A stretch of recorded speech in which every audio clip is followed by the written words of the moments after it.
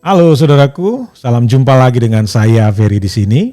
Saya berharap Anda dan keluarga dan setiap orang yang Anda kenal semuanya dalam keadaan baik.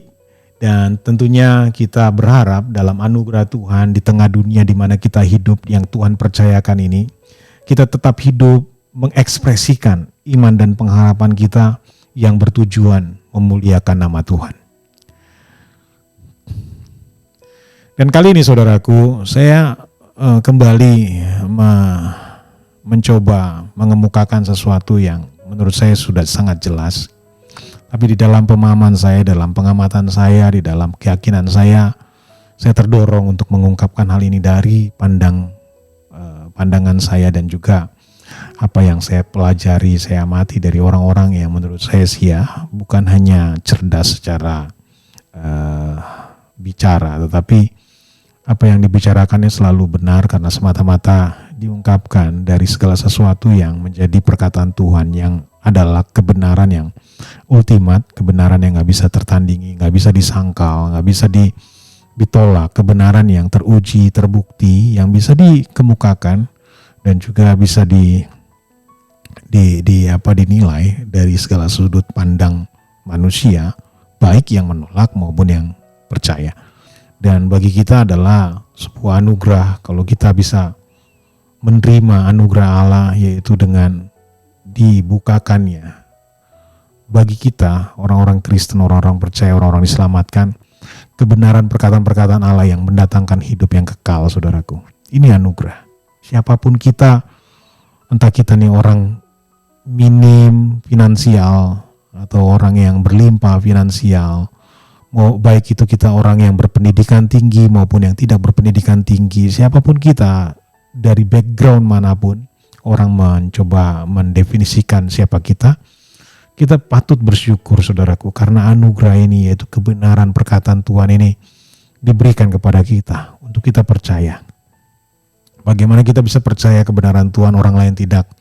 Karena intervensi Allah, ini yang kita harusnya syukuri. Intervensi Allah membuat kita semakin mengerti perkataan-perkataan Tuhan yang mendatangkan hidup, yaitu kebenaran ultimat, kebenaran yang diuji oleh semua orang. Yang meskipun orang banyak juga menyangkal, menolak, tapi menurut saya kebenaran Allah ini adalah kebenaran ultimat yang gak bisa disangkal, saudara syukuri. Nah, berbicara ke hari-hari ini, saudaraku, ada fenomena yang kemarin-kemarin juga setelah saya coba ungkapin, bahwa kita kenal, kita tahu, kita percaya bahwa dunia alam semesta ini, segala sesuatu isinya, segala makhluk yang ada di dalamnya, termasuk manusia yang ada di tengah-tengahnya, adalah ciptaan Allah. Adalah ciptaan Allah. Kita percaya bahwa kita berkata, dan itu sangat masuk akal di dalam rasio manusia, itu harus patut diterima. Bahwa Tuhan menciptakan 6 hari dunia ini dan segala isinya.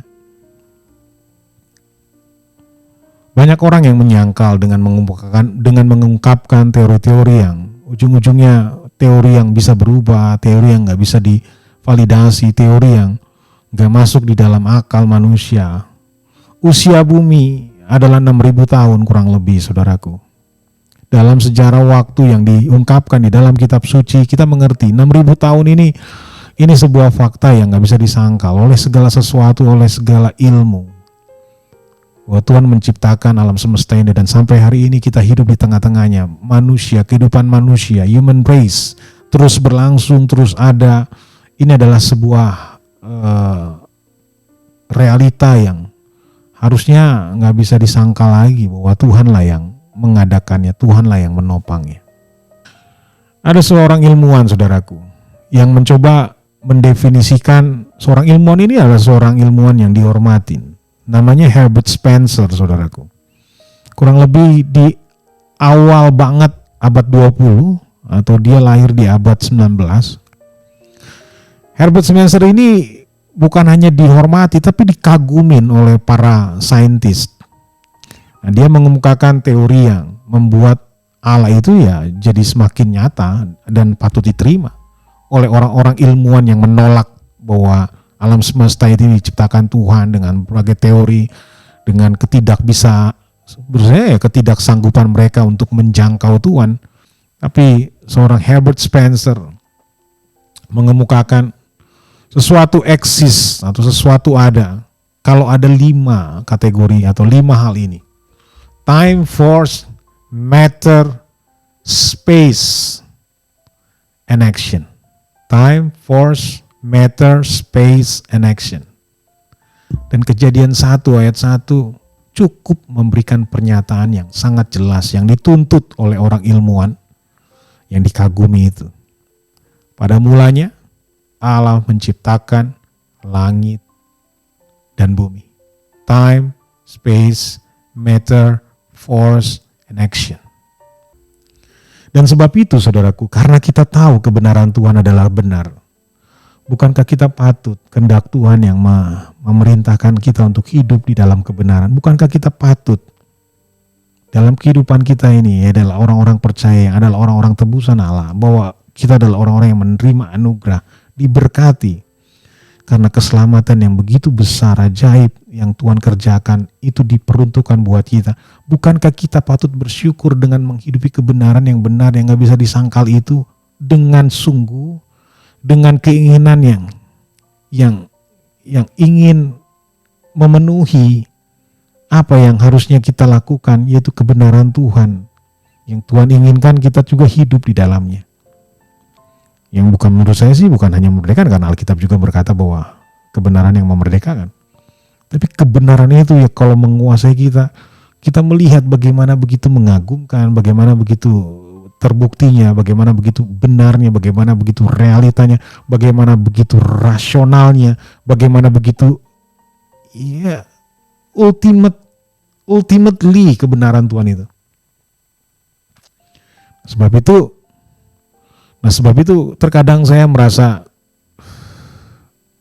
kecewa atau apa, atau kesal, atau ya perasaan pribadi saya lah, ketika orang yang mengungkapkan kebenaran Allah, yaitu perkataan-perkataan Allah dalam kitab suci, begitu sembrononya, atau begitu remehnya, atau begitu ceteknya, sehingga orang yang mendengar, bahkan orang banyak yang telah mempercayakan dirinya untuk memperhatikan orang tersebut yang salah atau yang kurang utuh memberitakan perkataan kebenaran Tuhan ini, sehingga tidak dipuaskan, atau bisa dibilang ya dibodohi, atau tidak diajar dalam kebenaran Tuhan yang benar.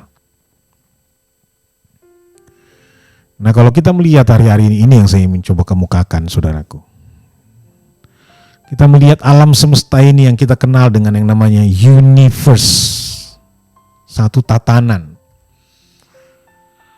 Ada benda mati, ada makhluk hidup, ada manusia juga yang mendominasi kehidupan alam semesta ini. Ini adalah universe, satu tatanan yang Tuhan buat, Tuhan bentuk, Tuhan ciptakan, yang Tuhan jadikan menjadi sebuah ciptaan yang gak bisa terselami, gak bisa dibuat ciptakan ulang, saudaraku. Gak bisa ditandingi. Tapi dengan hadirnya fenomena hari ini yang kita kenal dengan nama metaverse, seakan-akan ada 2 ekstrim sih saya mau tangkepin. Ekstrem kiri, yaitu ekstrem kiri adalah orang-orang yang merasa bersyukur dengan adanya metaverse, yaitu orang-orang yang sepertinya mendapatkan ini loh tempat wadah yang terbaik buat saya mengekspresikan diri saya tanpa saya kemukakan identitas saya, gambar diri saya, tampang saya. Ini adalah jawaban. Tapi ya maaf kata lah, walaupun ini menjadi jawaban buat Anda, ya tetap ini adalah kepalsuan. It's not real, it's a fake thing. Dan banyak orang yang di ekstrem kiri ini adalah orang-orang yang ingin diterima ya dengan cara-cara demikian. Mewujudkan sesuatu keinginan hati ya dengan cara-cara yang fake, dengan cara-cara yang unreal. Tapi ekstrim kanan adalah saya bisa atau saya mau menanggapi bahwa orang-orang yang di ekstrim kanan ini adalah orang-orang yang ingin mencoba menentang Tuhan. Dengan ingin mencoba menyatakan bahwa iya bisa kita ciptakan sesuatu yang baru. Dengan menggunakan nama yang seakan-akan mirip. Tapi biasanya seakan yang mirip itu adalah ya plagiat yang gak bertanggung jawab. Ingin mencoba membuat dunia yang baru. Dunia di mana bisa jauh sepertinya dari kedaulatan Allah. Bisa mengekspresikan dirinya gak perlu Tuhan. Gak ingin adanya Tuhan. Ini ekstrim kanannya. Tapi intinya tetap aja sama. Metaverse adalah sebuah dunia yang unreal, yang bisa saya bahasakan fake. Teknologi AR itu augmented reality. Ya intinya nggak real, intinya nggak nyata dah. Intinya fiksi. Nah konon sih Metaverse ini kan katanya mengadopsi sebuah karya tulis dari Neil Stephenson dengan tulisan Snow Crash-nya yang ingin mencoba ceritakan menggabungkan dunia maya dengan dunia nyata. Kalau kita kenal teknologi yang sampai hari ini sih dimainin, yaitu permainan Pokemon atau ya itu map, Google Map kan ya itu menggabungkan animasi dengan video atau layar yang real ya memang hasil tangkap dari capture video ya dunia atau jalan atau ruangan yang nyata.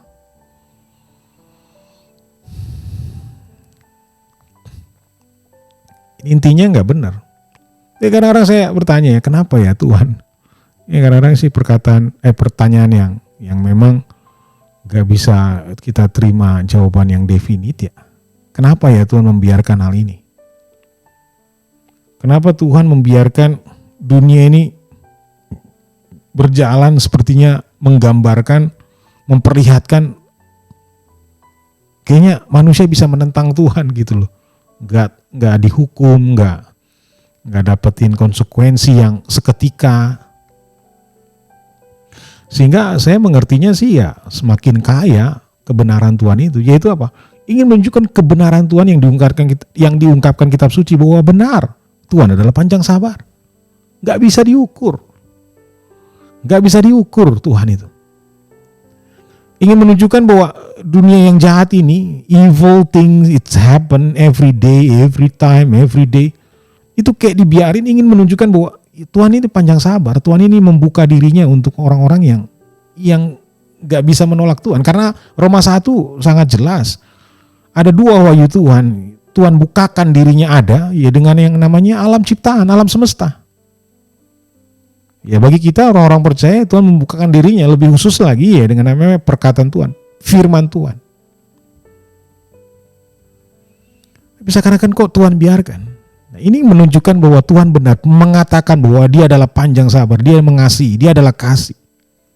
Tapi di satu sisi Alkitab juga mengatakan hukuman Tuhan berlangsung bagi orang-orang dengan cara apa? Orang-orang jahat, orang-orang yang enggak mau mengenal Tuhan, yang menolak Tuhan, yang enggak mau terima Tuhan, yang enggak mau dibukakan dirinya untuk ya mendekat Tuhan.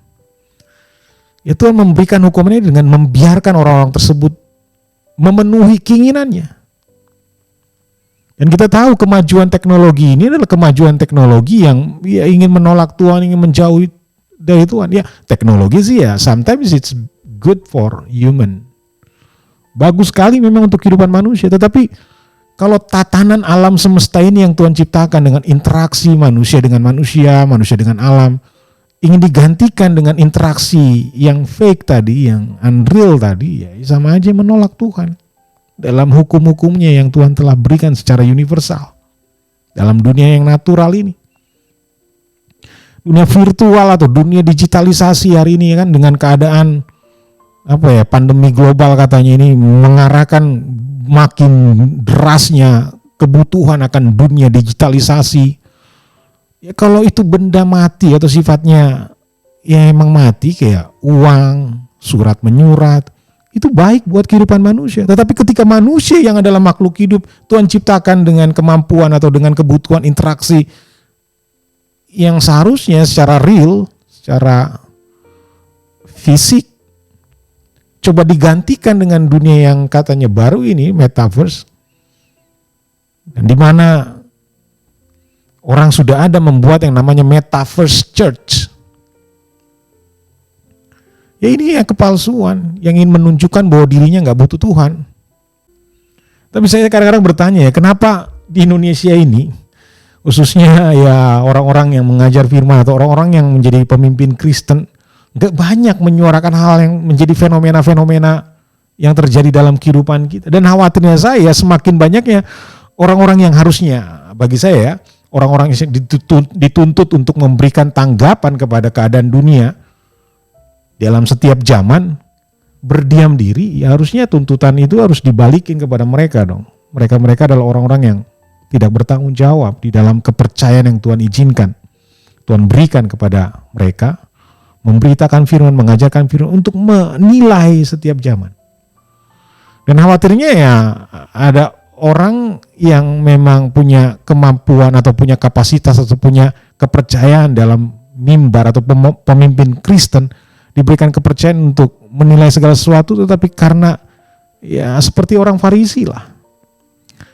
Keadaan alam ini cuaca kamu tahu, tapi keadaan zaman kamu nggak tahu. Ini yang menjadi pertanyaan saya juga. Kenapa orang-orang yang dipercayakan di mimbar, dipercayakan dalam kelompok Kristen, menjadi pemimpin, nggak menyuarakan hal ini, atau minimal bisa dibilang lah kalau memang nggak ada, kalau nggak ada emang salah lah kalau dibilang pasti ada. Kenapa sedikit? Bukankah seharusnya setiap fenomena demi fenomena yang terjadi yang harusnya bisa kita nilai ini sesuatu yang adalah bentuk sesuatu yang ingin melawan Tuhan atau ingin menghindarkan diri dari Tuhan, ingin menjauh dari Tuhan, menolak Tuhan.